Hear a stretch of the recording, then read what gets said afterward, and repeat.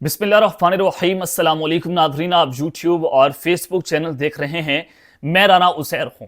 नाज़रीन, खेल खतरनाक तरीन दुराहे पर पहुंच चुका है। इस वक्त पाकिस्तान की सिक्योरिटी की सूरत हाल भी इंतहाई खौफनाक तरीन मोड़ पर है कि पिछले तकरीबन 48 घंटों में 3 उलमा इकराम को निशाना बनाया जा चुका है। वो अपनी जान की बाजी हार चुके हैं। कल रात को भी कोयटा के एयरपोर्ट पर एक मुफ्ती साहब को शहीद कर दिया गया। यानी कि आप अंदाजा करें कि चुन चुन कर मुफ्तियाना इकराम को इस वक्त टारगेट किया जा रहा है, जो कि इंतहाई तशवीशनाक है। और फिर अब जो खबरें आ रही हैं, जाफर एक्सप्रेस ट्रेन का जो हादसा हुआ उसमें पाकिस्तान तहरीक इंसाफ के गिर्द शिकंजा तंग कर दिया गया है। अब पीटीआई के खिलाफ जो कुछ होने जा रहा है वो अब आप देखेंगे कि ये तारीख भी शायद कभी ना हुआ हो। अब पाकिस्तान तहरीक इंसाफ के खिलाफ एक बदतरीन क्रैकडाउन की तैयारियां मुकम्मल कर ली गई हैं, लेकिन अब जो तैयारियां हैं बात उससे ऊपर जा चुकी है।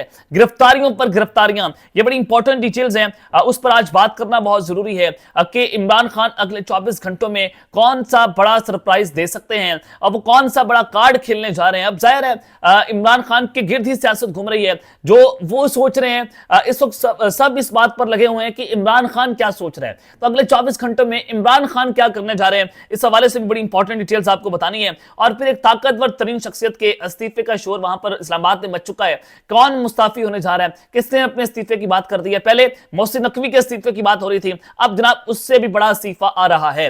लेकिन आगे बढ़ने से पहले आप सबसे दरख्वास्त के चैनल को सब्सक्राइब कर लें, बेल आइकन को दबा दें। आने वाली तमाम तरह अपडेट्स आपकी खिदमत में बर वक्त पेश होती रहें। नाज़रीन, सबसे पहले तो सानिया जाफर एक्सप्रेस ट्रेन का जब हादसा हुआ तो सवालात पूछे जा रहे थे सोशल मीडिया के ऊपर। कुछ जो सोशल मीडिया एक्टिविस्ट हैं पीटीआई के, उन्होंने सवालात पूछे कि इतना बड़ा सिक्योरिटी लैप्स कैसे हुआ, ये फेलियर किसका था, ये किसी को क्या पता नहीं चला कि इतने दहशतगर्द जो है वहां पर इकट्ठे हो गए हैं कि वो ट्रेन को हाईजैक करने जा रहे हैं। लेकिन जब ट्रेन हाईजैक होगी तो उसके बाद आप ये सारा कुछ कर रहे थे। तो बहुत सी तनकीद जो है वो पीटीआई के सोशल मीडिया एक्टिविस्ट की जानिब से जनाब की गई थी। और अब सानिया जाफर एक्सप्रेस जब हुआ तो बहुत सारे लोग फिर कुछ बड़े जो नंबर 1 है उसके इस्तीफे का मुतालबा करना उन्होंने शुरू कर दिया। और वो जो अकाउंट से वो सोशल मीडिया एक्टिविस्ट थे पाकिस्तान तहरीक इंसाफ के। अब आपने 1-2 दिन पहले गिरफ्तारी देखी, हैदर सईद नामी एक जो बच्चा है उसको बनिंगाला से अरेस्ट किया गया। और उनकी वालदा जो है वो बेचारी रो रही थी कि मेरे बच्चे को उठा के ले गए हैं, और बनिंगाला से जनाब उनको उठाया गया। तो आज हैदर सईद जो हैं उनको अदालत में पेश कर दिया गया है। और एफआईए के मुताबिक मुलजिम ने जाफर एक्सप्रेस वाक़े पर मनफी प्रोपेगेंडा और तहज़ीक अमेज मवाद जो है वो शेयर किया था। जब मैंने इनको देखा, हैदर सईद की वॉल को देखा, तो वो ये कह रहे थे कि अच्छा हुआ है सानिया जाफर एक्सप्रेस सानिया जो हुआ, और फिर उन्होंने नंबर 1 के इस्तीफे का मुतालबा भी किया। तो ये एफआईए जो साइबर क्राइम विंग है, उन्होंने इस्लामाबाद में रियासती इदारों के खिलाफ नफरत अंगेज मुहिम चलाने वाले मुलजिम को बनिंगाला से गिरफ्तार किया। अब ये इसके ऊपर पीका लॉ भी लगाने की जो है वो तैयारियां मुकम्मल कर ली गई हैं। और अब जनाब FIA cyber crime circle Islamabad ने कहा कि मुलजिम सोशल मीडिया पर कलदम तंजीमों की हिमायत और तशहीर में मुलविस है। मुलजिम के सोशल मीडिया अकाउंट्स और डिजिटल शवाहिद जो है वो कब्जे में ले लिए गए हैं, तो लिहाजा इस वजह से इनको वहां से गिरफ्तार किया गया है। तो इसका मतलब ये है, इससे पहले फौजिया सिद्दीकी नामी जो लड़की हैं वो भी पाकिस्तान तहरीक इंसाफ की सोशल मीडिया एक्टिविस्ट हैं, उनको कराची से उठाया गया। और उससे पहले 2-3 और सोशल मीडिया एक्टिविस्ट जो हैं उनको भी उठाया गया है। तो सानिया जाफर एक्सप्रेस के ऊपर जिसने जो इस तरह की ट्वीट्स की हैं जिसमें फौज का मोराल जो है उसको खत्म किया है, तो ये नजर आता है कि अब पाकिस्तान तहरीक इंसाफ के गिर्द जो है वो शिकंजा तंग कर दिया गया है। पीटीआई के खिलाफ ये एक और क्रैकडाउन जो है उसको शुरू किया जाएगा। लेकिन मैं यहां पर समझता हूं, बच्चे हैं, गलतियां भी हो जाती हैं, इन बच्चों का कसूर नहीं है। अब यहां पर पाकिस्तान तहरीक इंसाफ ने अपना मौका भी दे दिया। आज सेक्रेटरी इत्तलात शेख वकास अकरम की जानिब से कहा गया कि हैदर सईद ऑफिशियल टीम का हिस्सा नहीं है, लेकिन इमरान खान का चाहने वाला जरूर है। वह नौजवान है, नौजवानों को गुस्सा है, अगर कोई पोस्ट उसने कर दी है तो क्या ऐसी क़यामत आ गई है, उसकी पोस्टों से आपको कुछ नहीं चाहता, तो लिहाजा उसको फिलफौर रिहा किया जाए। तो ये आज शेख वकास अकरम की जानिब से आवाज उठाई गई है। मैं भी ये समझता हूं, आज मैं भी अरबाब इख्तियार से कहता हूं कि कुछ देर के लिए देखिए, ये अब सियासत से बात बहुत आगे जा चुकी है।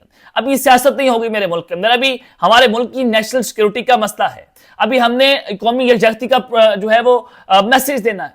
अभी हमने एक होने का मैसेज देना, हमने ये नहीं कहना कि फलान दहशतगर्द है, फलान दहशतगर्द है। अभी हम आपके साथ खड़े हुए हैं। बीइंग अ जर्नलिस्ट मैं अभी आपको ये कह रहा हूं कि अभी आपने एक होना है, अभी आपने प्रोपेगेंडा से दूर रहना है। लेकिन मैं आपको ये कह रहा हूं और इख्तियार से ये कह रहा हूं कि बजाय इसके कि अभी आप हमारे बच्चे उठाएं, अभी आप दहशतगर्दों से निपटें। अभी हमने दहशतगर्दों का मुकाबला करना है, तो खुदारा हम इस मुल्क के बच्चे हैं, आप इस मुल्क के बच्चों को जीने दें। मैं सिर्फ ये थोड़ी सी रिक्वेस्ट कर रहा था अरबाब इख्तियार से कि वो ये ना करें अभी। अब जनाब जो कल बड़ी अहम तरीन मीटिंग होने जा रही है कौमी सलामती कमेटी की, पार्लियामेंट के अंदर इन कैमरा इजलास होगा जिसमें आर्मी चीफ, मुसल्लह अफवाज के सरबराह और इंटेलिजेंस एजेंसीज जो हैं उनके नुमाइंदे वहां पर होंगे, DGI, DGMI, और फिर जो पार्लियामेंट के मुख्तलिफ जमातों के जो पार्लिमानी नुमाइंदगान हैं वो भी इसके अंदर जनाब शिरकत करेंगे। लेकिन क्या वजह है कि पाकिस्तान तहरीक इंसाफ तो ये मुतालबा कर रही थी कि ऑल पार्टीज कॉन्फ्रेंस बुलाई जाए, तमाम जमातों को, तमाम स्टेक होल्डर्स को मिल बैठना चाहिए, और PTI कह रही थी कि इमरान खान को पेरोल पर रिहा करना चाहिए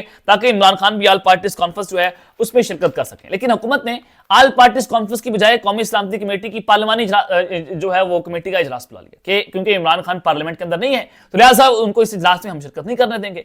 अब ये माइनस इमरान खान करना चाहते हैं। जवाब ये है कि सिर्फ इमरान खान को माइनस करना चाहते हैं। अफवाज जो साहब ने बड़ी जबरदस्त किस्म की बात की, उन्होंने कहा कि मुल्क का लीडर इमरान खान है, ऐसी कोई भी कॉन्फ्रेंस जिसमें इमरान खान नहीं होगा उसके फैसलों को बाहर कोई इत्मीनान हासिल करना मुमकिन ही नजर नहीं आ रहा। अब कामरान मुर्तजा साहब, अब ये फेक के सेनेटर हैं, उन्होंने भी कहा कि इमरान खान को माइनस करने के लिए हुकूमत ने ऑल पार्टीज कॉन्फ्रेंस की बजाय कौमी सलामती कमेटी का पार्लिमानी कमेटी का इजलास जो है बुलाया है, क्योंकि इसमें इमरान खान को माइनस करना है, इमरान खान को एक साइड पर रखना है। लेकिन आप अंदाजा करें कि फॉर्म 47 वालों के पीछे आवाम नहीं खड़ी हुई, आवाम का एतमाद उनको हासिल नहीं है। इमरान खान को आवाम का एतमाद हासिल है। इमरान खान अगर इस इजलास के अंदर शिरकत कर लेते तो यकीन कीजिए ये इतना बड़ा और इतना स्ट्रांग मैसेज आना था पूरी दुनिया को, और ये पूरी कौन एक जो है खान साहब इकट्ठी कर सकते थे। ये सिर्फ इमरान खान के पास मैजिक है, ये सिर्फ इमरान खान की एक स्पेशलिटी है कि वो काम को एक प्लेटफॉर्म के ऊपर इकट्ठा कर सकते हैं। तो हुकूमत के ऊपर यह जिम्मेदारी आयद हो रही थी, तो यहां से आप अपनी इमेज रिबिल्डिंग भी कर सकते थे। लेकिन आपने एक बार फिर से इमरान खान से नफरत का इजहार करके ये बताया है कि हम कौम को डिवाइड करेंगे, हम वोटर को डिवाइड करेंगे, हम इस संगीन मसले पर भी कौम को एक नहीं होने देंगे। ये असल साजिश है गवर्नमेंट की जो मैं आपके सामने रख रहा हूं कि ऐसा नहीं होना चाहिए था, आपको जो है वो बड़ेपन का मुजाहरा करना चाहिए था। अब सवाल यह है कि क्या पाकिस्तान तहरीक इंसाफ जो है वो कल की इस अहम तरीन इजलास में शिरकत करेगी। अब वो आर्मी चीफ से सवाल पूछना चाहते हैं। हामिद रजा साहब ने कहा कि हम ऐसे सवाल जो पब्लिक के सामने नहीं पूछना चाहते, हम वो सवाल जो है वो इन कैमरा इजलास के अंदर जनाब पूछेंगे। तो आज इमरान खान साहब क्या 24 घंटों में एक बड़ा सरप्राइज देने जा रहे हैं। ये एक ऐसा सवाल है जो इस वक्त हर शख्स जो है पूछना चाहता है। अब खेल जो है वो चूंकि खतरनाक तरीन दुराहे पर पहुंच चुका है। जरा आप जनाब ये भी सुन लें कि मुल्क इस्लामी से मुतल्लिक मीटिंग में शिरकत के हवाले से तहरीक इंसाफ की जो लीडरशिप है वो तजब्जुब का शिकार है, वो कंफ्यूज है। एक जो है वो ग्रुप कहता है कि हमें इस कौमी सलामती कमेटी की मीटिंग में जाना चाहिए। अब जाहिर है वो ये कह रहे हैं कि ये नेशनल सिक्योरिटी का मसला है, तो लिहाजा हमें कोई नेगेटिव मैसेज नहीं देना चाहिए। एक ग्रुप कहता है कि जब इस पार्लियामेंट की कोई लेजिटिमेट वैल्यू नहीं है, इनकी कोई हैसियत नहीं है, तो हमें यहां पर नहीं जाना चाहिए। शेख वकास अकरम साहब ने कहा कि तहरीक इंसाफ कौमी सलामती कमेटी के इजलास में शिरकत करेगी, जबकि पार्टी के सूबाई सदर जुनैद अकबर जो हैं उन्होंने कहा कि तहरीक इंसाफ को कौमी सलामती कमेटी से मुतल्लिक आगाह नहीं किया गया। इमरान खान की मुशावरत और उनके फैसले के बाद किसी भी कमेटी की कोई अहमियत नहीं है, और उन्होंने कहा कि पार्टी इमरान खान से मुशावरत उनके हुक्म के बाद ही किसी कमेटी या किसी मामले में आगे बढ़ेगी। कौमी सलामती कमेटी के इजलास में शिरकत करने के लिए हम इमरान खान से मुशावरत करेंगे। अब एक जानिब जुनैद अकबर कह रहे हैं कि इमरान खान का फैसला चलेगा, और जो शेख वकास अकरम है वो कह रहे हैं कि तहरीक इंसाफ इसमें शिरकत करेगी। क्या तहरीक इंसाफ ने इमरान खान से इस मुतालिक मुशावरत की है? क्या ये इमरान खान का फैसला है? ये अब PTI वाले ही बताएंगे। लेकिन PTI जो है उसमें कंफ्यूजन है कि एक ग्रुप कहता है कि हम जाएंगे, एक ग्रुप कहता है ये फैसला जो है वो इमरान खान से मशरूत है। अब देखते हैं कि इसका इमरान खान साहब क्या जवाब देंगे और इमरान खान क्या बड़ा सरप्राइज देंगे, क्या इमरान खान की स्टेटमेंट आएगी, ये फिर इमरान खान साहब जो है उनसे मुशावरत के बाद जो है वो पता चलेगा। अब एक और ताकतवर शख्सियत के इस्तीफे की गूंज है, ख्वाजा आसिफ साहब।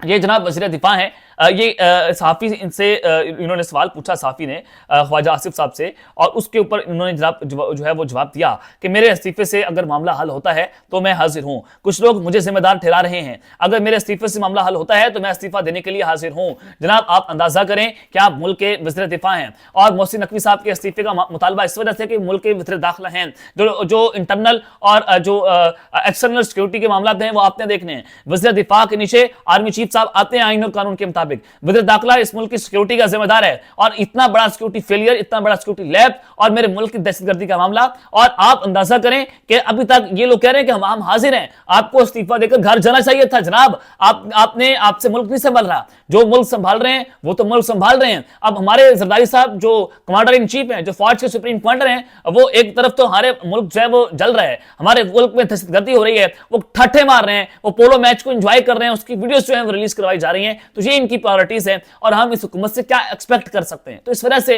ये कौम जो है वो इस वक्त दहशतगर्दी के लिए फौज की तरफ देख रही है कि फौज इसमें क्या करेगी। अल्लाह ताला पाकिस्तान की हिफाजत करे। अब तक के लिए अपना ख्याल रखिएगा और श्रीलंका परिणाम में ख्याल रखने। अल्लाह ने के बाद पाकिस्तान जिंदाबाद।